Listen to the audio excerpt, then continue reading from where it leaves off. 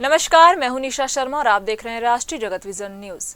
Iran, America और Israel में जारी युद्ध के बीच भारत के लिए राहत की खबर सामने आई है।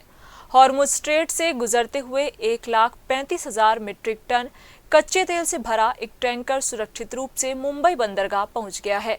युद्ध शुरू होने के बाद यह पहला जहाज है जो इस रणनीतिक समुद्री रास्ते को पार कर भारत तक पहुंचा है।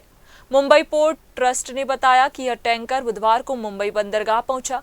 यह तेल टैंकर लाइबेरिया के झंडे के तहत चल रहा था और इसकी कमान एक भारतीय कप्तान के हाथ में थी। यह टैंकर सऊदी अरब के रास्ते तनूरा बंदरगाह से कच्चा तेल लेकर 1 मार्च को रवाना हुआ था। बाद में यह हॉर्मुज स्ट्रेट से होकर भारत की ओर बढ़ा और सुरक्षित रूप से मुंबई पहुंच गया।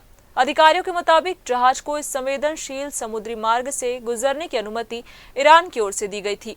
सूत्रों का कहना है कि ईरान ने भारतीय झंडे वाले जहाजों को इस रास्ते से सुरक्षित गुजरने की अनुमति देने का फैसला किया है। दरअसल अमेरिका और इजराइल द्वारा ईरान पर हमले शुरू होने के बाद से इस इलाके में समुद्री यातायात लगभग ठप हो गया था।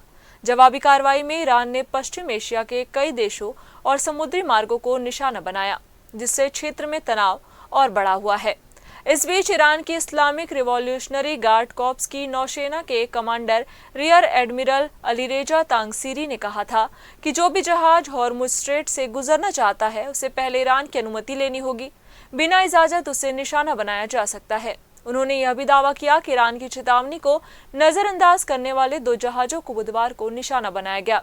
हॉर्मुज स्ट्रेट दुनिया के सबसे अहम ऊर्जा मार्गों में से एक है। इस सकरे समुद्री रास्ते से रोजाना 2 करोड़ बैरल से ज्यादा कच्चा तेल गुजरता है। यह मात्रा दुनिया की कुल तेल खपत का लगभग 5वां हिस्सा और समुद्री मार्ग से होने वाले तेल व्यापार का करीब 1/4 हिस्सा है।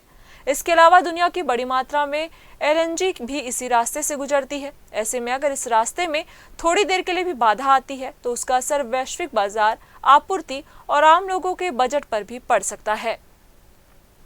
फिलहाल इस खबर में बस इतना ही। देश प्रदेश की खबरों से अपडेट रहने के लिए हमारे चैनल को सब्सक्राइब करें और नई खबरों के नोटिफिकेशन के लिए बेल आइकन जरूर दबाएं। नमस्कार।